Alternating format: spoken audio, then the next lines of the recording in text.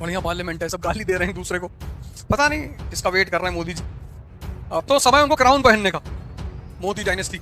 संविधान और विधान सब भंग कर देना चाहिए। कभी कभी ऐसा होता है कि तुमको लगता है गलत हो रहा है, पर तुम सिर्फ मुस्कुराते हो, अच्छा हो रहा है, मजा बहुत आ रहा है। जिस दिन तुमको ये दिखाई पड़ने लगेगा कि धरती पूरब से पश्चिम नहीं, पश्चिम से पूरब घूमती है, बस उसी दिन तुम्हारी जिंदगी बदल जाएगी। कि तुम जितना बढ़ बढ़ के आए हो सभ्यता है, कि दुनिया एकदम अलग नियम पे चलती है। ये बात तुम्हें स्कूल में नहीं पढ़ाई जा सकती थी, हंगामा हो जाता। तुम्हारा आईएएस में सिलेक्शन हो गया और तुम्हारे पिताजी ने कहा सैलरी सारी मेरी और तुम्हारे ऊपर की सारी कमाई मेरी। बंगला तुमको सरकार दी है ना, तुमने कहा जी, गाड़ी वो भी दी है, 5,000 रुपये ले जाया करो, तो बगावत नहीं होगी? आदर्श वाला जवाब मत देना, एकदम होगी बगावत।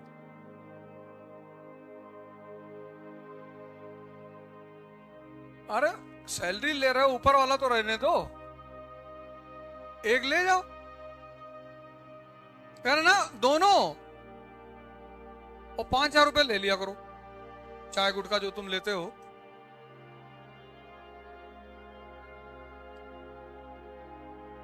बगावत मनुष्य का नैसर्गिक हक है। अगर जिसके अंदर बगावत नहीं है, गलत अगर कर रहा है कोई, कभी कभी ऐसा होता है कि तुमको लगता है गलत हो रहा है, पर तुम सिर्फ मुस्कुराते हो कि अच्छा हो रहा है, मजा बहुत आ रहा है। तो अगर भारत, अभी के भारत को देखो तो देखो, सब चुपचाप बैठे हैं, और ये जो भी आज हो रहा है उसमें इस देश की जनता 200% जिम्मेदार है।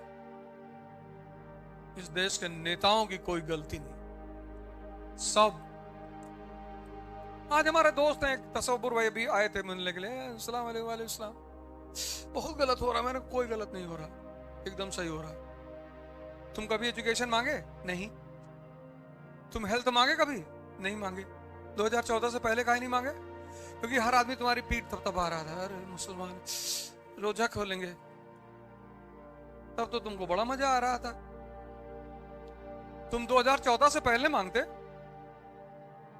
तब तो तुमने नहीं मांगा, तब तुमको मजा आ रहा था कि सारे नेता हमारी टोपी लगा के घूमते हैं, बहुत बढ़िया लोग हैं ये।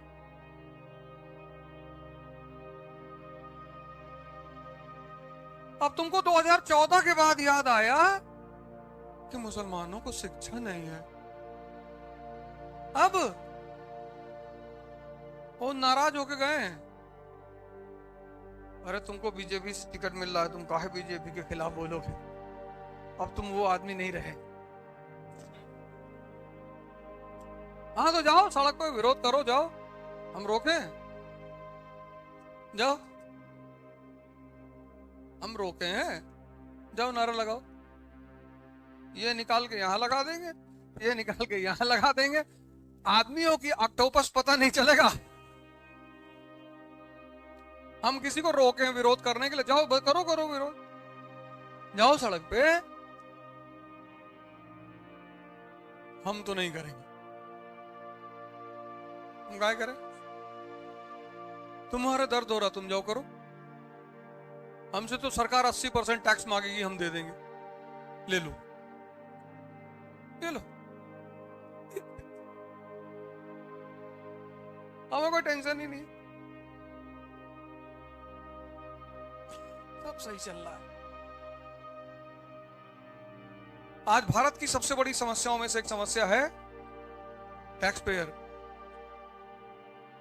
और ऐसे ऐसे लोग टैक्स नहीं देते जिनके पास BMW और मर्सिडीज है, कहते हैं एग्रीकल्चर इनकम है।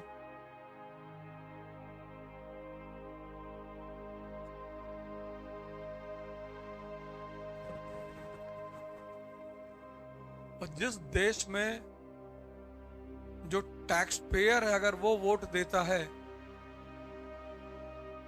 तभी वो कंट्री सही रहेगी। जैसे तुमने यहां फीस दी है, तो अगर यहां क्लास नहीं चलेगी ना तो तुम बगावत करोगे, लेकिन अगर तुमने फीस नहीं दी होती तो क्लास चले और चाहे भाड़ में जाए, तुम्हारे ऊपर कोई फर्क नहीं पड़ता।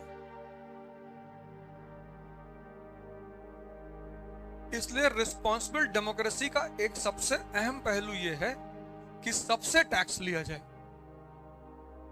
चाहे 5 ही रुपए साल का दे, वो 100 रुपए दे, लेकिन सब लोग टैक्स दें। टैक्स देने से एक रिस्पॉन्सिबिलिटी की भावना पैदा होती है कि भैया हम भी पैसा दे रहे हैं।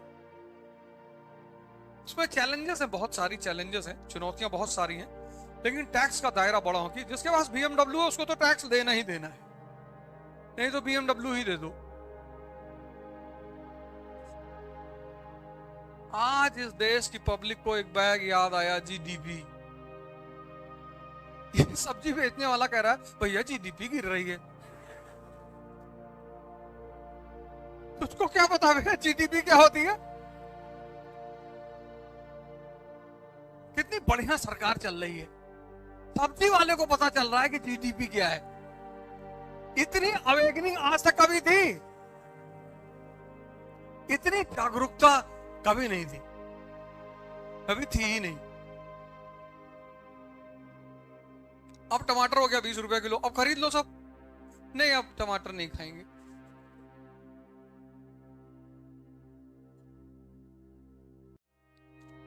बहुत सही सरकार चल रही, ऐसे ही चलना है। मैं तो कहता हूं कि पता नहीं किसका वेट कर रहे हैं मोदी जी। संविधान और विधान सब भंग कर देना चाहिए। अब तो समय उनको क्राउन पहनने का। Modi dynasty, Mughal dynasty chapter से खत्म हो गया है, तो कोई तो डायनेस्टी पढ़ेंगे हम लोग, मोदी डायनेस्टी।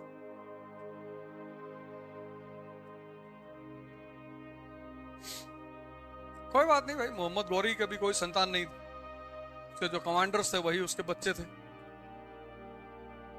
वो कोई मुद्दा थोड़ी है। नया पार्लियामेंट है, ये महल बन जाएगा। बढ़िया पार्लियामेंट है, सब गाली दे रहे हैं दूसरे को।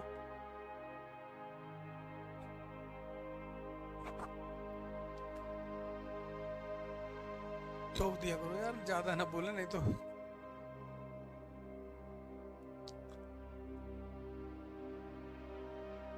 इमरजेंसी लगेगी, हम तो ऐसे धीरे से, गोंडा से बगल में मेरा घर है, नेपाल बॉर्डर है, वहीं निकल लेंगे अपना। हमको तो कोई टेंशन नहीं। कानपुर इलाहाबाद वाले फंसेंगे। तुम लोग के अगल बगल कोई बॉर्डर नहीं है ना? बहराइच, हाँ, नानपारा, ये फंसेंगे सब। हमीरपुर, बांदा वाले, ये सब जो हैं।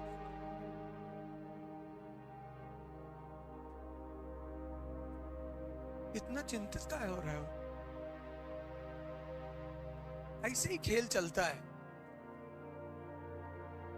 जिस दिन तुमको ये दिखाई पड़ने लगेगा कि धरती पश्चिम से पूरब नहीं, पूरब से पश्चिम नहीं, पश्चिम से पूरब घूमती है, बस उसी दिन तुम्हारी जिंदगी बदल जाएगी। कि तुम जितना पढ़ बढ़ के आए हो सब बेकार, सब। ये दुनिया एकदम अलग नियम पे चलती है। तुम जितनी अच्छी मक्कारी कर लोगे उतनी ऊंचाई पे पहुंचोगे। अरे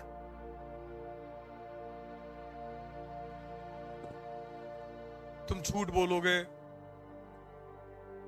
ये बात तुम्हें स्कूल में नहीं पढ़ाई जा सकती थी, हंगामा हो जाता। अगर ये चीजें तुम्हें स्कूल में पढ़ा देते ना तो बवाल हो जाता। लेकिन स्कूल में वो 2-4 लड़के ऐसे रहे होंगे जिनको पकड़ में आ गया होगा कि मास्टर फर्जी बोल रहा है।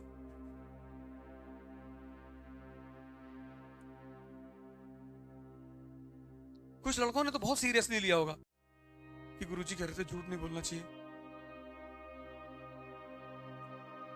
देखो कितने कंफ्यूज लोग सड़क पे टहल रहे हैं, इनको रोको जरा। तुम आज जाओ 2-3 लोग, और मेट्रो वाली जो ऊपर बनी है ना, ऐसे खड़े होकर देखो 3-4 लोग, 15 मिनट में 20-25 लोग खड़े हो जाएंगे। और देखो, कहो कि चल तो रहा है वे, नहीं चल रहा है, और तुम्हें बगल लगा नहीं पूरा चल रहा है, गया गया अंदर गया। तो जो 20-25 लोग खड़े होंगे ना, उसमें से 1-2-4 मिनट में पूछे क्या भाई साहब क्या चल रहा है,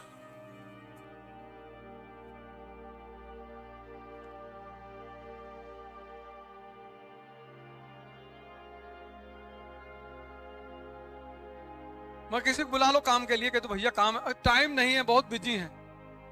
पता लगा जेसीबी की खुदाई देख रहे 2 घंटे से खड़े होकर। आज राहुल जी ट्रेन के जनरल डिब्बे में सफर कर रहे हैं। 24 का इलेक्शन भी तो आ रहा है?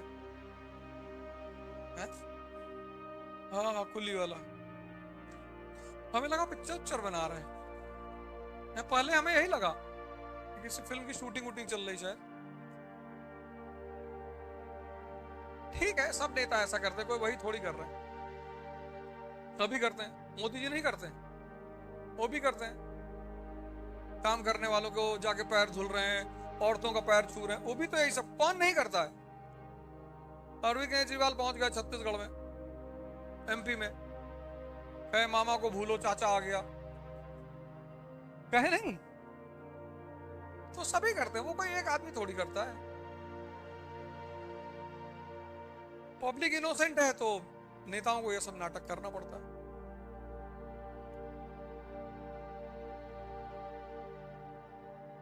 पब्लिक जिस दिन समझदार हो जाएगी उस दिन मार के भगा देगी इन लोगों को, भागो यहां से।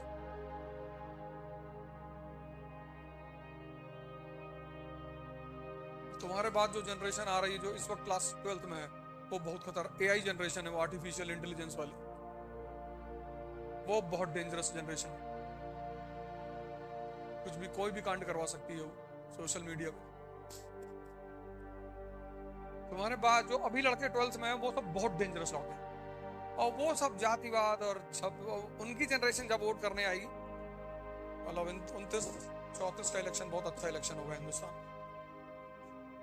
शानदार लड़के हैं, पढ़े लिखे सब, दिन भर लैपटॉप पे बैठे हुए, उनकी दुनिया ही अलग है।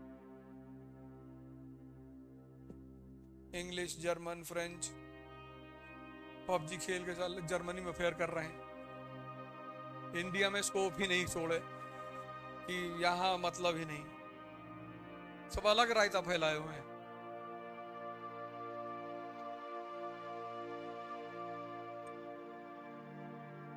और टफ सी लाइफ है, मतलब बड़ी अजीब सी लाइफ है इस देश में। आदमी जो करना चाहता वो कह नहीं पा रहा, जो कह रहा वो उसे करना नहीं है। क्या करना चाहते हो जी? पढ़ाई करना चाहता हूं। क्या बनोगे? आईएएस बनेंगे। पर वो उसकी आंखों में दिखाई नहीं पड़ रहा है। कह रहा हमको कहीं पार्क वार्क में छोड़ दो, हम बस वहीं पड़े रहें चुपचाप।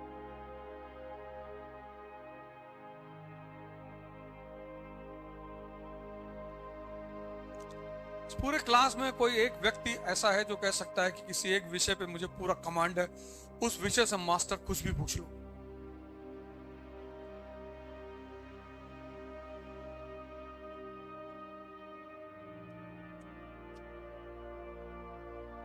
कोई भी, science, humanities, religion, philosophy, ethics, कुछ भी।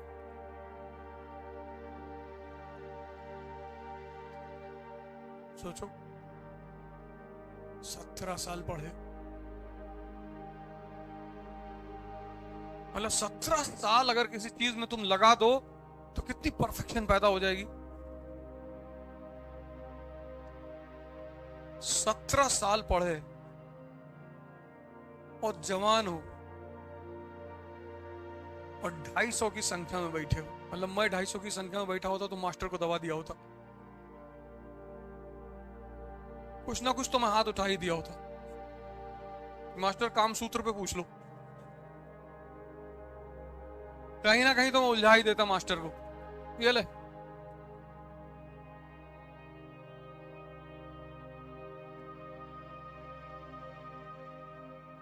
ऐसे कैसे कोई चुनौती दे देगा यार? ऐसा कोई चुनौती दे देगा कि पूछो?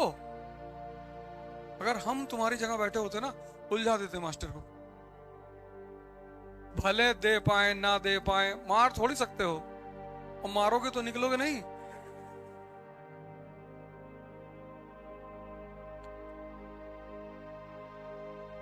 ये तुम्हारी जवानी बेकार है, खत्म है।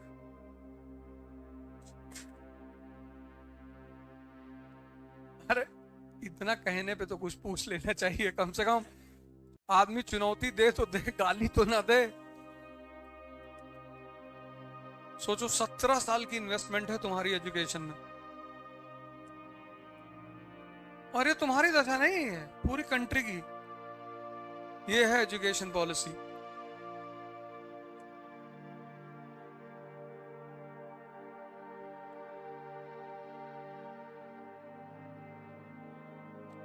ये है एजुकेशन पॉलिसी।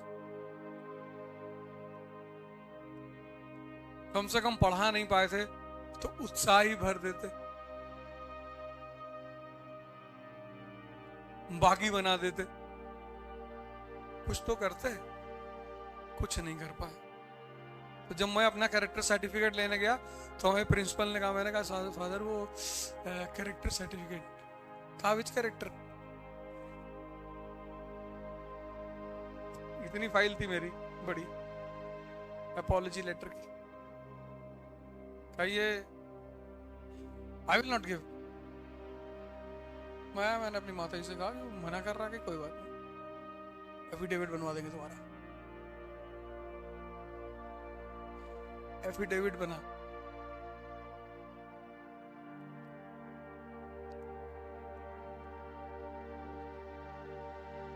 गन का लाइसेंस देते हैं ना तो पूछते हैं कि आपके खिलाफ कोई आपराधिक मुकदमा। मैंने कहा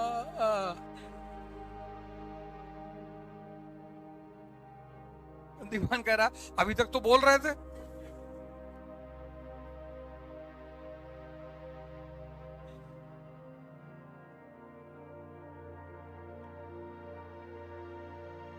करो यार कुछ, मतलब अपने अंदर परिवर्तन लाओ। सवाल ये नहीं है कि तुम सिर्फ नौकरी करोगे या ऐसा करोगे, कुछ ना कुछ तो अच्छा करोगे ही।